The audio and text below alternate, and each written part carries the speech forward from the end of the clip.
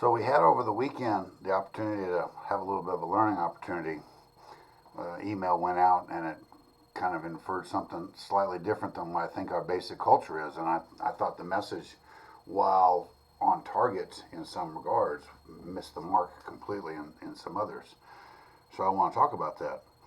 Oddly, it came out on the same email that was extolling the virtues of one of our newest masters getting their certificate and being recognized as a master, which is one of our things.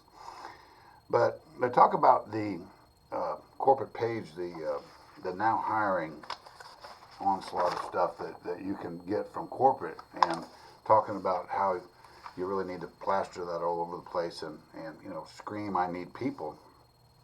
And I would suggest to you that while that may be a club in your bag, so to speak, we'll talk about golf metaphors here. I would consider this to be more of a sand wedge. Now, the fact that they talk about it being, all your signage that you do have straight, in good shape, in good repair, and all that kind of stuff, I agree with that. Now, that's a no-brainer. But the sand wedge in golf analogy is when you've gone way off the fairway, out of the where you're supposed to be, and are being penalized and are in trouble because you're not doing things the way you're supposed to do them. That's probably what that is. But I want to talk about some of the other clubs that you use more often. If you do those clubs consistently, then you're going to find that you're probably not going to use that that sandwich very much. I, knocking on wood, rarely have to use my sandwich, but that's because I do all these other things better than that. Number one thing is my driver, so to speak. I use it on every hole. That's what I wake up with. I think about it all the time. I got the best driver in the world. Is my hiring criteria. We've got bright people that are doing well in school or other ventures that they're at. We've got people that have got a good social image,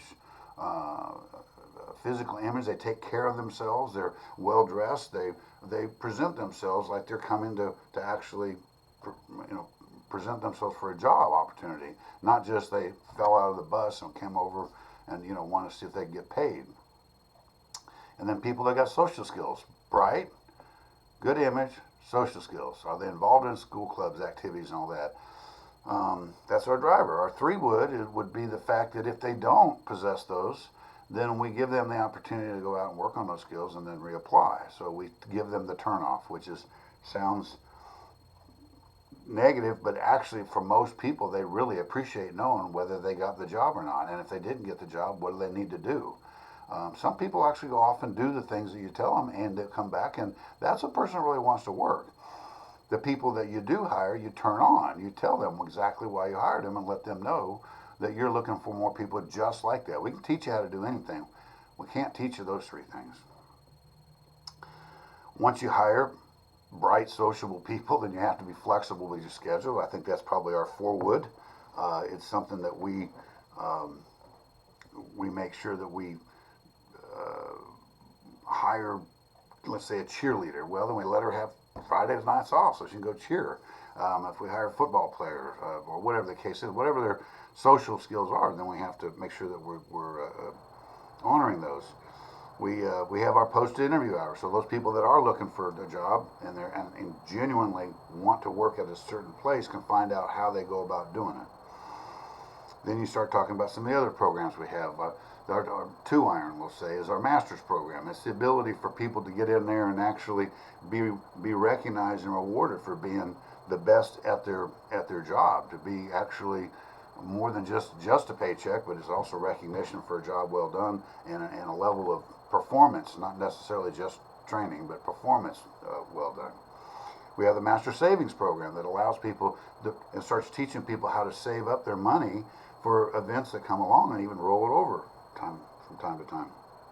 That'd be like our 3 iron or 4 iron. We got the 1% Club. So once we've got all our masters put together, we pick the best 1% out of those people, and we allow them to go and compete and kind of defend the honor of their marketplace amongst the rest of our groups. That's the 1% Club, and we have winners out of that, and that augments the Master Savings Program, et cetera, et cetera.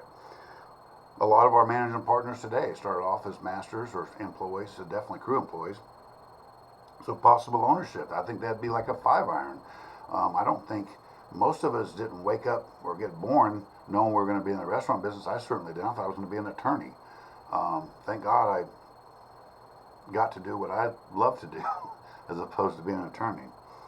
Um, but like our 7 iron, something you're going to use all the time. It's our growth and development sheet. Once you hire someone, you got to let them know these are the things you need to do to become more valuable to us and not only earn more money, but be recognized and help with the team so you can be a useful member of what we're doing. Our 9 iron is we recognize that it's important to create an environment where people can come to work feeling like what they do makes a difference. It's not just busy work. It's not just stuff to keep you busy, which I guess is like busy work, but it's not wasted effort. It's like I genuinely come to work and make a difference in my community. I'm serving people. I'm making people happy with fun products and with other fun people that are enjoying the same thing. It's like our pitching wedge or our 9 iron. But my putter, the most important one, the one I use every day, the one that gets the ball into the hole, has got to be that I love who I work with and who I work for. You gotta feel that those people have got your back and that you've got theirs, and that they are fun to work with and they make things fun, and they're fun because they're competent, not because they're clowning around. It's fun to be part of a winning team, and when you're part of a winning team, then it's not work anymore. It's coming to fun. That's our putter. That's what makes us. If you get to where you're over in the sand wedge and you have to slap now hiring posters everywhere so that everybody knows that you're dying for help, then the likelihood is you're not completing some of these in the way that they should be done, and as a result you're over there having to do that. I would suggest that you talk to your supervisor or your director and find out, hey, how can I get this a little bit better, because I don't want to be slapping signs all over. That's just hacking at the weeds. I want to get out there and actually do some real growth and development with my people, get some really good people on board. So I wanted to clear that up. There was good intentions, but I think I wanted to put the icing on the cake. I appreciate you tuning in, and have a good day. Bye.